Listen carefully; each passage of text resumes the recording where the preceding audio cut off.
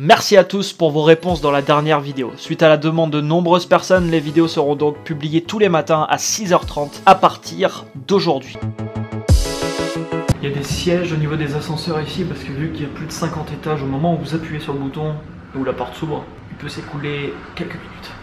Ce matin, je me suis levé avec une nouvelle idée en tête. Pourquoi pas intégrer une école pour continuer à apprendre l'anglais en mode un peu plus intensif. Je pourrais également vivre dans un campus pendant cette période. J'ai utilisé différentes applications et services en ligne plutôt performants pour pratiquer l'anglais, mais clairement si je passe 3 heures par jour en école consacrée exclusivement à cette pratique, je pense que les résultats peuvent être très importants, ne serait-ce que sur un mois. Vous avez été très nombreux d'ailleurs à me demander les applications que j'utilise pour apprendre. Ceux que j'ai préférés sont Mosalingua qui est vraiment génial pour apprendre du vocabulaire. Dernièrement, j'ai testé également ABA English que j'aime beaucoup et j'ai eu un coup de cœur pour un service en ligne créé par un américain qui enseigne en vidéo du nom de practiceparadise.com. Je vous redétaille ces 3 noms dans la description de la vidéo. Je précise que je ne suis payé par aucun de ces 3 services pour vous en parler. Je vous en parle parce que je trouve que leur service est vraiment top et c'est généralement d'ailleurs ce qui arrive quand vous proposez un service de qualité, les gens parlent de vous. Bien que ce sera assez difficile à gérer, le fait de prendre des cours, plus la gestion de mon activité et la production de mon contenu, comme je vous le répète souvent, on n'a rien sans rien les amis. Aujourd'hui je travaille comme un grand malade, je crois que c'est le terme qui correspond, mais c'est une partie de ma vie que j'ai décidé de consacrer à une évolution importante de mon activité. Activité qui a en effet évolué de manière considérable,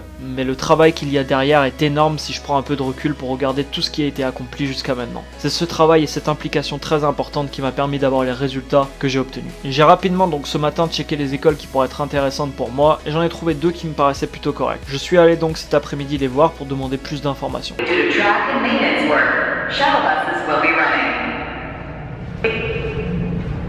Voilà, je suis dans le nord complet de Toronto. C'est pas du tout pareil qu'au centre. Il y a une école qui est par ici, je vais aller la voir.